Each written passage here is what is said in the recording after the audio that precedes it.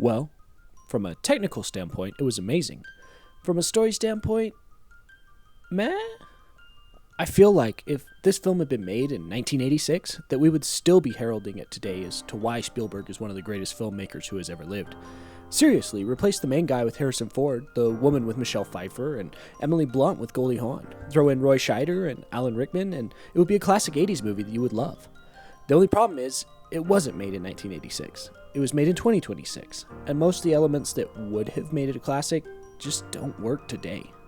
Now, full disclosure, pun intended, I believe that Steven Spielberg is on the top 3 list of the greatest filmmakers who has ever lived. As I said, technically, this movie was great.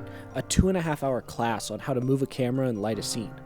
It's just that I was bored the entire time. It was the most boring movie that I couldn't look away from that I've ever seen. And I couldn't look away because of how it was filmed. Now, I understand. I'm a young filmmaker who admires great camera work. There were nonchalant wonders in here that put a big old grin on my face. His framing alone shows that Spielberg still has it as a director. I can say nothing poor about how this movie was directed and filmed. I mean, they decided to drive a car through a house, and do it practical, and have their actors in the shot, and then to do it as a oneer. How the camera was moved through space made me realize how much I've missed longer shots and crane shots as opposed to quick cuts and appealing to the goldfish attention span. There was technical camera work that was pulled off flawlessly, and I immensely enjoyed watching that. But now, onto the critique. It was boring. The plot of a man trying to leak classified alien videos to the world just didn't land. If it had been the 80s, once again, this film would have been great, and that plot would have been excellent. But in today's day and age, it just didn't have enough weight to make me care about this.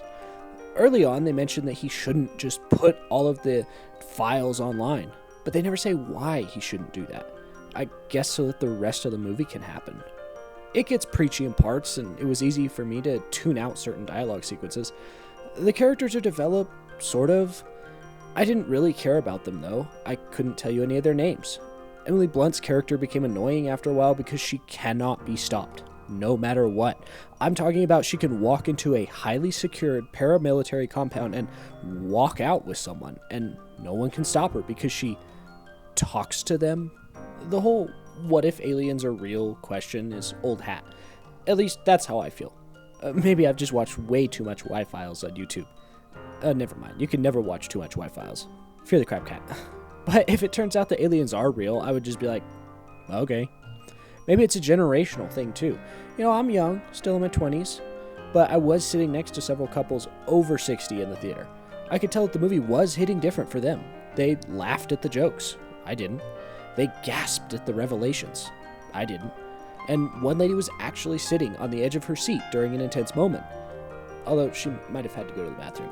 You know, over 60. So, do I recommend you go and see it? Well, maybe. If you are a nerdy young filmmaker still learning like me, then yes, absolutely go and watch it. But don't go and watch it for the story. Go and watch how Steven Spielberg moves his camera, frames his shots, and lights his scenes. It was worth the price of a ticket just to see that. If you have no desire to make a film and are just looking for something to watch, then I wouldn't recommend it. There are other stories that are much better and far more entertaining than Disclosure Day. If you're over 60 though, you might really enjoy it. And I say that sincerely. So, where do I put it on the chart? Right here. It could have been cinema, with a different story. The preaching and slow plot bumped it over into being an art fart. You can learn from it, but I believe that only devoted film enthusiasts will remember this one. Thank you for watching. If you want to support me and what I'm doing, then subscribe, like, share, all that stuff that everyone tells you to do. And if you want to support me even more, then you can subscribe to my Substack. Always remember to be excellent. I'm JC, and I'm out.